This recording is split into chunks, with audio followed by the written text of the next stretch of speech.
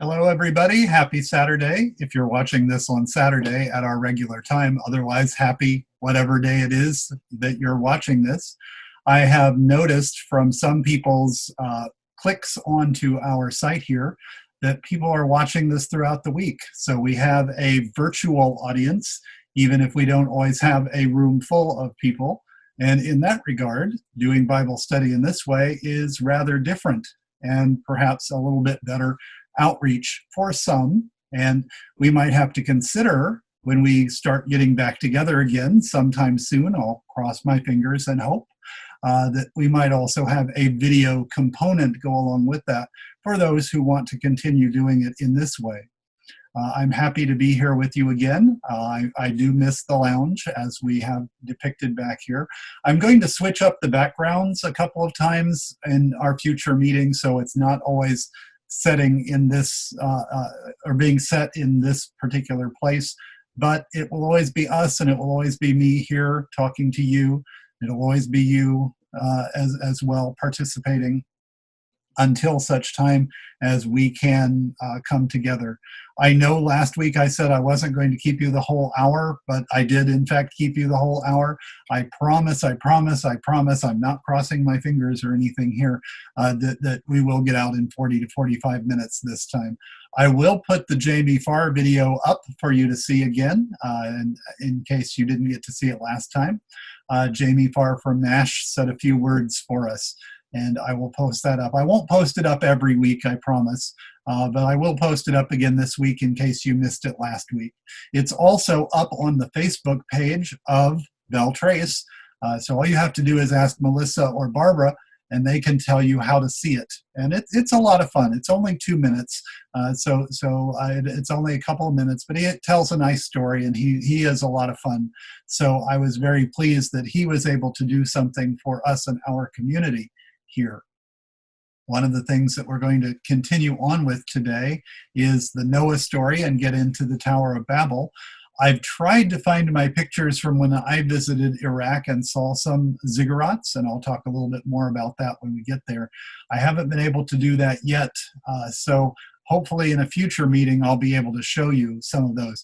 Those are in the days before digital cameras and before selfies, so I don't have 10,000 pictures of myself sort of taking pictures of it. These are the old style film and camera kinds of things, and they're in a box somewhere, and I'm hoping that they're safe, but they're safely stored away from where I know about them. So it may take a little bit of digging to find that. So just like an archaeologist, I'll need to dig a little bit for that. But we're going to talk a little bit about Noah, and we'll complete his story, and we'll talk a little bit about the Tower of Babel. I do have a 3 or 4 minute video from the Smithsonian Channel on an idea about how scholars came up with the idea of the Tower of Babel being represented by ziggurats. And I'll talk a little bit more about that as well. Just so you know, I am in fact very interested in visiting you. I can visit you. Please let me know if you are in any ways interested in having me come over to visit you, because I would really love to be part of the community there face to face, or mask to mask as it will be. I can visit one person per day, Tuesday, Wednesday, Thursdays, and alternate Saturdays. So please let me know. Again, the easiest way to do that is to get Melissa or perhaps even Barbara or someone there to send me a message. I keep getting weird phone calls on my phone, and I can't figure out whose telephone number it is. And then when I try to call it back, it doesn't seem to go anywhere. So I hope I'm not missing any phone calls from you. But if you do call me and you don't get a response back within a day or so, again, let Melissa know, let Barbara know, let someone there know that you're trying to get a hold of me, because they can get in touch with me as well. So I do really want to visit with you. I've had some wonderful visits so far with several people there. And if I make 2 or 3 visits a week, that would just make my week as well, because I really love being there. And I look forward to the days when we can, in fact, be back together face to face. But we left off last week. I was showing you a little bit of a video and a little bit from the Brick Testament.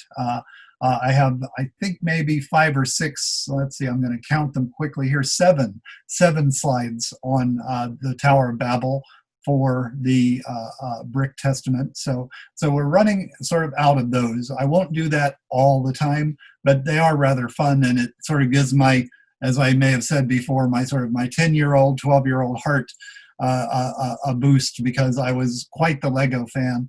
I still am. I went to Copenhagen in Denmark, I want to say 3 years ago, maybe 4 years ago.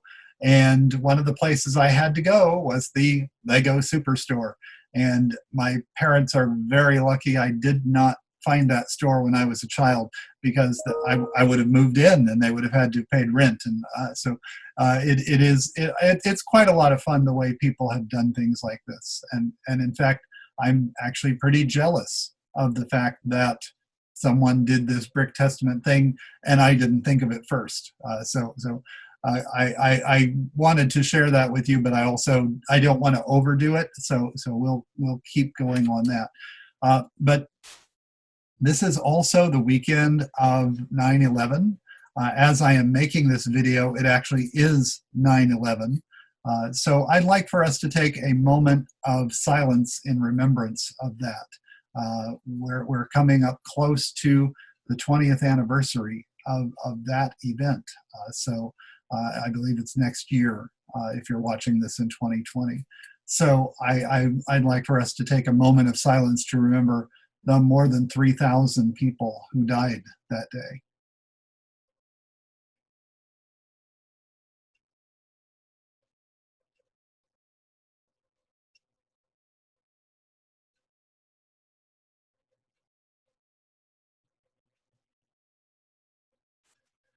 As long as we're talking about the Tower of Babel, I'll share a brief story with you. After 9/11, it was hard to preach in churches. It was hard, especially for anyone who might need to do a children's sermon. And I, because I'm chaplain at Beltrace, have never had call to do a children's sermon. And in fact, I often wonder if I could, because I don't have children and I don't really know always quite where they are, except I do like Legos and I could probably relate to them in that regard. Here's why that came to mind as I was thinking about 9/11. A friend of mine had the task, I'll say, opportunity is a word that works also, but it was sort of more of like, oh, I've got to do this. So they had the task of doing a children's sermon the Sunday after 9/11. What do you do to reassure kids? Now, there is the Mr. Rogers way of doing it, and I love his way of doing it, which is whenever you see problems in the world, look for the people who are helping. Look for the people who are trying to make it better and focus on that. And that is a good way to look at it. Not a panacea, not the 100%, that doesn't make everything fine and everything go away. But it's one of the ways to reassure children and adults, children at heart as well. But we're not all Mr. Rogers. I'm not Mr. Rogers either. So my friend thought about Legos and invited the kids to come and build Legos. Now, if you're a kid like me, you try to build your Legos taller and taller and taller, and it will eventually fall over. Hey, there's the Tower of Babel. There are also the Twin Towers in New York, and the kids were building it up, and this friend of mine, as they built it up as tall as they could be, just took her hand and popped it over. It all fell apart. She said, "What do we do now?" to the kids. And the kids sort of didn't know how to answer and are sort of looking around. And she said, "We start building it again. We start rebuilding." So it's interesting the way things can come together. I had not planned, as we were trekking through our book of Genesis, that the Tower of Babel would fall on the same weekend as the anniversary of 9/11 and the fall of the Twin Towers. but sometimes things happen in that way. But before we get too far into the Tower of Babel story, we need to finish up with Noah. And of course, we finished up with Noah last time as he was coming out of the ark, giving a sacrifice to God. All of the animals were heading off into their territories, and God was speaking to Noah and his sons and Noah's wife and Noah's sons' wives. We don't have names for them in the biblical text. But there is a little part of the story, because that's usually with the rainbow where the story of Noah ends in a lot of churches, in a lot of Sunday school, and in a lot of narratives of it. But there's a little bit more that goes along with that. And it's at verse 18 in chapter 9 of Genesis. And again, I'm going to read a bit from Everett Fox's 5 Books of Moses, the Shotgun translation. It says, Noah's sons who went out from the ark were Shem, Ham, and Japheth. Now Ham is the father of Canaan. These 3 were Noah's sons, and from these were scattered abroad all the earth folk. Now Noah was the first man of the soil. He planted a vineyard.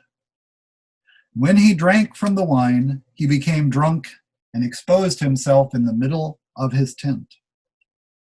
There's an old Trivial Pursuit question. Who is the first one to get drunk in the Bible? The answer is Noah. This verse is often skipped in church. Ask yourself this question. How often have you heard this verse? How often have you seen this verse? Ham, the father of Canaan, saw his father's nakedness and told his 2 brothers outside. Then Shem and Japheth took a cloak, they put it on their shoulders, the 2 of them, and walked backwards to cover their father's nakedness. Their faces were turned backward, their father's nakedness they did not see. One of the things you might notice here in just this little bit, we've had at least 2 instances where things are repeated. That again tells us this is an old story that was orally transmitted. We talked about this last week. Now when Noah awoke from his wine, it became known to him what his youngest son had done to him. He said, Cursed be Canaan, servant of servants may he be to his brothers. And he said, Blessed be Yahweh, God of Shem, but may Canaan be servant to them. May God extend Yefet and let him dwell in the tents of Shem, but may Canaan be servant to them. And Noah lived after the deluge 300 years and 50 years. And all the days of Noah were 950 years. And then he died. So Noah has a lifespan in this story, which is similar to Methuselah and Adam and the others of the begats before the flood, but others after him do not. The time frame for a lifespan becomes less and less and less dramatically after the time of Noah. So the time of the heroes is over. Now I'm going to share something with you here. Let me go to my share the screen. And I want to show you a few pieces of art as Noah and his vineyard or his winemaking have been depicted. Here is one from a medieval document. We see the 3 sons of Noah as well as Noah. And it looks like we have a wine vat. They're all dressed in medieval garb. This is not how people in the Middle East in the ancient world would have dressed. So people have modernized. They have taken it into their own time to depict what is happening here. Here's another one, which is also, this is a mosaic. We have Noah on the left over here drinking of the fruit of the vine, the grapes that are growing here. And then we have here the sort of exposing of himself in his tent and his son looking on here. So that's the implications of that are sort of interesting. And there are a lot of different possible interpretations as to why that should be a problem. But then here is perhaps the most famous of the depictions. This comes from the Sistine Chapel, Michelangelo, who did the creation story all the way through Noah on the chapel. One of the art historian professors that I've had before notes that priests at the altar, when they turn around to look at the congregation, this would be in their eyesight on the chapel. So they would be seeing this image here, and that maybe there was something a little bit snarky about Michelangelo of placing it here. It's also been noted by some that Michelangelo sort of does things a little bit out of order in terms of which events in the Noah life come first and which come later. But we have one son who's sort of pointing out the nakedness, and two others here who are all themselves naked, interestingly, who are covering the nakedness of their father while not watching, while not looking and seeing. So it's sort of rather interesting as we look at those images. I want to read just a little bit from a passage from Michelangelo.org, which is a website devoted to the artwork of Michelangelo. And it says, in the first bay of the Sistine Chapel ceiling, the drunkenness of Noah is represented in the center of the vault. This is an episode that from the time of St. Augustine onward was interpreted as a prefiguration of the mocking of Jesus Christ. St. Augustine was also responsible for the tradition that Noah's planting of the vineyard, the scene depicted in the left in the background, foreshadowed the incarnation of Christ. So the Noah story has different things that have been interpreted forward as being something that tells us Jesus is coming, or Jesus has been foretold in different ways. As a friend of mine says, your mileage may vary. That's not a universal depiction or understanding of the Noah story. It says, the humiliation of the patriarch caused by the fruit of the vine alludes to the word that humiliates itself by agreeing to become incarnated in the vineyard of Israel. According to Genesis, Ham saw the nakedness of his father and told his two brethren who were outside. And Shem and Japheth took a garment, laid it out upon both their shoulders, and went backwards, covering the nakedness of their father. And their faces were backwards, and they saw not their father's nakedness. So it's sort of interesting as we look at this story, the kinds of interpretations that can come from it. There was a movie just a few years ago where Russell Crowe played Noah. I will freely confess I'm not a fan of this movie for a couple of different reasons. I am a fan of it for a couple of different reasons. So there are things I like and things I don't like. I have been to some of the sites where they filmed the film. Why? If you know me, guess what country they filmed some of the sites in? Iceland, you're right. In fact, there's a big cave where the architect who did the design of the big church that I'm always pictured in front of, the Hallgrímskirkja, there's a big cave on the southern coast that has the basalt pillars that inspired the church, that has a great cave, and I've been to that cave, and they did some filming there. One of the scenes that they filmed there was Noah's drunkenness. When they showed this film as a test pilot before they released it everywhere, Hollywood does this with films to make sure that it will actually go okay with the people. There were people who objected to Noah getting drunk. There were people who got very upset that that scene was in there. Apparently, there were lots, because they specifically asked for some Christian audiences to come in and look at this film. And apparently there are a lot of Christians who have never read this story, who had no idea, who had the idea in the book of Genesis that as soon as the rainbow appears, Noah departs the field and we get to the Tower of Babel. So it is rather interesting. There are some, obviously, Michelangelo being prime among them, was very aware of this story along the way. So we have this here as an interesting kind of thing. When we turn into chapter 10 of Genesis, we get the sons of each of Noah's sons going and going and going. We have a genealogy chart that gives us different nations that have come from the different people. And it will highlight quite a number of things that didn't even exist at the time of Noah. So this tells us that this was written much, much, much later, because it's telling us the descendants who have gone into the different cities and different places.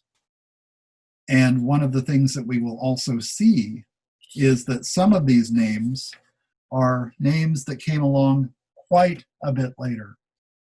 We have, even in these different depictions here, keys that archaeologists like to use to try to figure out who belonged where on ancient maps. So I'm not going to read all of these to you. Most of the rest of chapter 10 is a sort of genealogy and geography chart for you. But you can find different kinds of things that are in here, including enigmatic bits and pieces. And one of the enigmatic things I will highlight is that in verse 6, it says, the sons of Ham are Cush, Put, Canaan, Mitzrayim. So Cush becomes an important figure because in verse 8 it says, Cush begat Nimrod. He was the first mighty man on earth. Now it's sort of interesting because we just had before the flood heroes of renown and other things. So who is Nimrod here? And we have other people and places being mentioned, including Erech, Akkad, and Calne in the land of Shinar.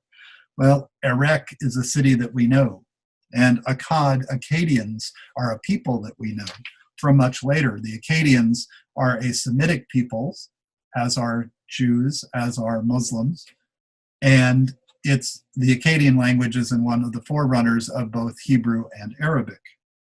So this becomes an interesting kind of discussion and delineation of the peoples, but it also highlights things like Nimrod. Who is Nimrod? I would love to know that, because we're not given anything else other than a name, and we're told he was a mighty person. In the biblical text here, it doesn't tell us anything else. There are legends, but nothing else. But then at chapter 11, this is where we sort of then go back. Now all the earth was one language and one set of words. And it was when they migrated to the east that they found a valley in the land of Shinar and settled there. Erech is there, Akkad is there, other places we've just mentioned is there. They said, each man to his neighbor, come now, let us bake bricks and let them burn well burnt. So for them, brickstone was like building stone, and raw bitumen was for them like red mortar. Interesting, they're using brick and mortar. They're using sun-baked or fired bricks. It doesn't tell us which, but we can imagine, though, that these are going to be fired since it says well burnt. And bitumen, which is a really interesting building material. Stay tuned. Now they said, come now, let us build ourselves a city and a tower, its top to the heavens. Let us make ourselves a name, lest we be scattered over the face of all the earth. But Yahweh, God, came down to look over the city and the tower that the humans were building. God said, here, they are one people with one language for them all. And this is merely the first of their doings. Now there will be no barrier for them in all that they scheme to do. Come now, let us go down and let us baffle their language, so that no man will understand the language of his neighbor. So Yahweh God scattered them from there over the face of all the earth, and they stopped building the city. Therefore its name was called Babel, For there God baffled the language of all the earth folk, and from there Yahweh scattered them over all the face of the earth. And again, we have a repetition. We know that this story comes from before they were writing things down. Oral language pretty much always predated written language.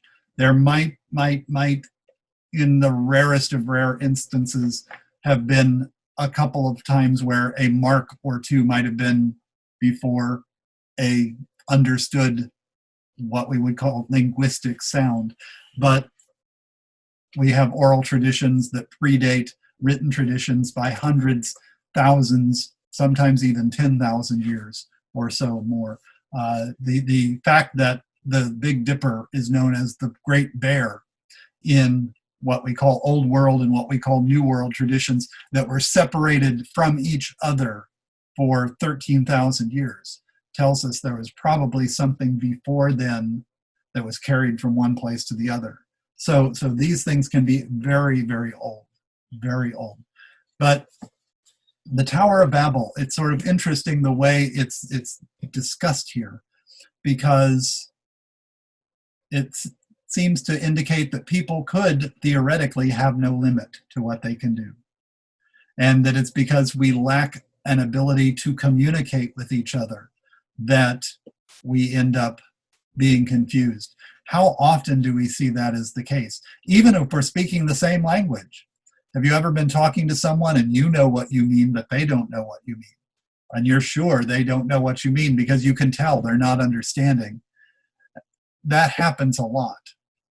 That happens when we're dealing with our own language. Imagine how problematic it could be if we're dealing with other languages as well. So I'm going to show you a couple of things in the Brick Testament here, as I mentioned before. So let me again come back to sharing our screen. And here we see the different peoples. Let us build a city and a tower with its top to the sky. It's really interesting that they would be building a city. There are other traditions, there are other ancient documents like Gilgamesh, who talk about building a city, only Gilgamesh is more concerned about the impregnable city walls than a tower. And yet the idea is the same. Let us do something to keep ourselves together, to build something that lasts, something that is sustaining and sustainable for us. But here they want to reach high, and of course we have the image of reaching up high into the sky, reaching up to that Great Bear that is the Big Dipper, reaching up to the heavens, because back then they thought the heavens were just above the clouds. And the clouds actually are sometimes lower than mountaintops. So why not reach up to heaven? I love the depiction of the Tower of Babel here with these Legos, with all the people sort of working in different ways. You see the difference even depicted in the Legos between the mud bricks that are being made down here at the bottom. If you notice, they're all the same color as the ground. But then over here to the left, we have this little red patch of Legos, and someone's holding one of the ground colored pieces over it, and another person is holding another one, which is now the bright yellow. So they're even depicting the bricks being fired in this image. And then we have God coming down, a single people with a single language. And this is what they start to do. Now, nothing they plan will be impossible for them. So that's an interesting idea coming from God. Again, considering that the tree of knowledge and the tree of life are both locked away from human access. One thing I've often wondered, if the flood was supposed to have covered the entire earth, would it have covered the Garden of Eden, and would it have washed both of those trees away? Something we'll never know.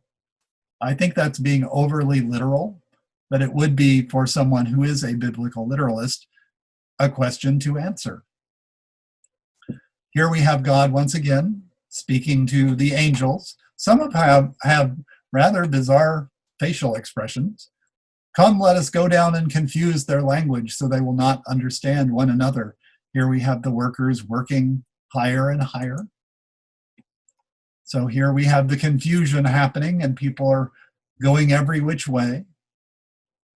Imagine if this happened all at once. The interesting thing here, again, we had in the story of Noah, a foreshadowing of Jesus. Here we have an interesting contrary image to what happens to the Christian community. Because in the early book of Acts, we see lots of Christians speaking their own languages and yet being understood by each other. Here, they may well have been speaking the same language, but they didn't understand each other. So we have that sort of reverse image happening there. So they abandoned the tower and they abandoned the city. Well, one of the interesting things we know is that not all these cities get abandoned, but there are a number of ancient cities in what may have been the area of Shinar, certainly the areas of Iraq and Acadia, that ended up being deserted, that could last for hundreds or perhaps even thousands of years, but then end up being deserted. Either the river changes course or the climate changes and it can no longer, the environment around the city can no longer support the people who are living there. If you don't have water, if you don't have food, you can't live there any longer. So here we see the weeds growing up and the animals taking over from this. But it is interesting to think about, because when I was in Iraq and Kuwait, this would have been in the 80s, so a long time before the Gulf War and everything else. I would go to some of these ancient cities. I've been to Ur of the Chaldees, I've been to ancient Babylon, I've been to Nineveh, I've been to various places along the Tigris and Euphrates rivers. And whenever there was a tour guide who was taking people around, I wanted to learn from the local experts as best I could. So I would go around, and several days in a row, I was in one city and then another city and another city. And they would have a big ziggurat. And a ziggurat, you could probably describe it as a pyramid without a pointy top. You sort of are going up like a pyramid, but then you have a flat top on top. Every time we saw a ziggurat, day after day after day, this happened several days in a row, the tour guide would point to it and say, "That's the Tower of Babel." First day, it's like, well, maybe, maybe not. I read enough to know that there were different ideas about what might have been the Tower of Babel's inspiration to know that any given one might not be it. But then by the second day, someone says, well, that's the Tower of Babel again. And then the third day, that's the Tower of Babel. So we now have 3 Towers of Babel. So by the 4th time this happened, I asked the tour guide, sort of off to the side, I said, now, I've seen a couple of others that have been described as the Tower of Babel. What's going on here? And he was very honest. He said, well, people come and sometimes they go to different sites and they're looking for things. Sometimes they only go to one site, but they're still looking for things. He said, most of the people who come looking for things from English-speaking countries or German-speaking countries are there looking for things they've heard or read in the Bible. He said that's not always true for Italians and French and Spanish and other. He said English-speaking people and German-speaking people want to see something from the Bible, and they tip better if they see something from the Bible, which is why when you have an English-speaking guide taking an English-speaking group around, he's going to point out things that are in the Bible, because he's going to make better tips that day than if he doesn't. Interesting how that kind of stuff happens. I'm telling you this story in part because it gives us a segue into the little video that I want to show you from the Smithsonian, because it has the idea that the Tower of Babel story, like the Noah stories, didn't get written down for a very long time after they were reputed to have happened. And that the inspiration, part of the inspiration for the Tower of Babel story may have come from the fact that in the 500s BC, the leadership of the Israelite and Judean peoples were taken into what's called the Babylonian captivity.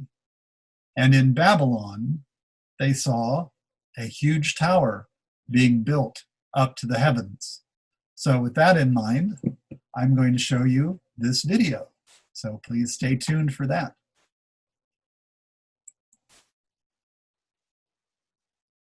Well, welcome back. In part, I'm waving my hand here because I need to know where to clip the video into the video that I'm making here now. But welcome back. I hope you enjoyed that video. It is interesting to think about the Babylonian captivity because so much of what we have in the written Bible, the Hebrew Bible, which is for Christians the Old Testament portion of the Bible, reached its fulfillment, its close to final form, after the people returned from that Babylonian captivity. You can read into the stories in the Torah, in Genesis in particular. You can read into the story of Joshua. You can read into the Psalms. You can read into a lot of the prophets, a number of things that point to inspirations from that time period. And this little clip from the Smithsonian channel tells us a little bit about that as well. So it's not the only theory, not necessarily even the predominant theory, but it is an interesting idea. And there are many scholars. And it points out the bitumen and the stone, the way the bricks are being talked about, because that's a more recent kind of building, some scholars believe, many scholars believe, than would have been the type of building actually being used right after the time of Noah. It would almost be as if someone were to go back to talking about how Mount Vernon was built for George Washington and started talking about copper wiring and brass plating for the electrical outlets. And you're thinking, why would George Washington have electrical outlets? That makes no sense at all. So yeah, we sometimes can see different clues. It's like, oh, they're using something that didn't exist at that time. Something's happened to the story. For me, I'm not a biblical literalist, so it doesn't bother me. The point of the story is more important than the details. But I do get fascinated by the details, and I love trying to figure those things out because, in fact, that's part of the way we understand anything we're dealing with. We understand the whole, we understand the pieces, and we continue on in that vein as best we can.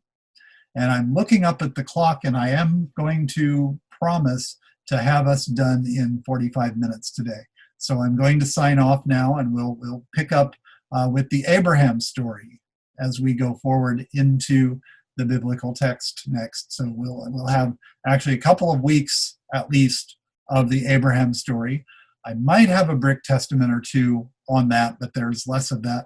I will probably have a couple of other videos to go along with that. But as promised, I also want to leave you with another showing of Jamie Farr's video. This will be the last time for our Bible study for a while. I'll sort of retire it for a bit. We'll bring him out again, maybe in the early New Year, especially if we're still doing a lockdown thing. But I do want to show it again because I think it's a lot of fun. And I appreciate your being here. I appreciate your tuning in wherever you are, whether you're watching this in the chapel on Saturday or you're watching in your apartment or you're watching from off-site, as I do know a couple of people from off-site who are tuning in. So our virtual community is growing, and those of you who are at Beltrace, one of the things that you can be sure of is that I am keeping you in my prayers, and there are now several others who are keeping you in their prayers as well. I'll see you tomorrow for our chapel service, if you can come to that, or if you can tune in on our YouTube channel. And otherwise, I'll see you next week. Remember, I would like to come and visit. Please figure out when I can come visit, and I'd love to do so. Hi, Belle Trace Senior Living Community. This is Jamie Farr from the TV series MASH. And I know many of you, the residents, are in seclusion due to the pandemic. So Father Kurt Messick and I thought it might be a nice idea if we had a little chat and maybe if I could cheer you up a little bit. As you know, I played Klinger on MASH, and I was always trying to get my Section 8. Well, I finally got my Section 8, and look where I wound up. Same place as you are. I'm at home also. Not quarantined, but at least at home. So if you're in seclusion and you can't be with somebody else, I have a deck of MASH playing cards here, and I could play solitaire, but not like Major Burns. I promise you I wouldn't cheat, okay? Also, maybe a quick story. We used to play a lot of pranks on one another on the show, and Alan Alda, who played Hawkeye, was the biggest prankster. So one day, Mike Farrell and Loretta Swit and I decided to pull one on him. There was a scene where Hawkeye's in bed, and he gets an alert emergency in the OR that he has to get up and run over to see him. So what we did is he had his combat boots there, and he's going to put on his robe and put his feet in the combat boots. Well, we didn't tell him, but we told the director. We quietly and secretly nailed his combat boots to the floor, so that when Alan is awakened and he knows he has to get to the OR for the emergency, he puts on his robe, he puts his feet into the combat boots, and he can't figure out why he can't put them on. Anyway, it was a lot of fun, and it was a good joke, and he took it kindly. So listen, if I could, if you know, I have my fuzzy pink slippers, and I flew over the compound with the hang glider to try to get out, and that didn't work. But you know what? If I could, I'd try to get over to Bloomington, Indiana, and maybe even take Father Messick with me, and we'd fly over you and wish you all a very, very good year. Stay safe, and God love you.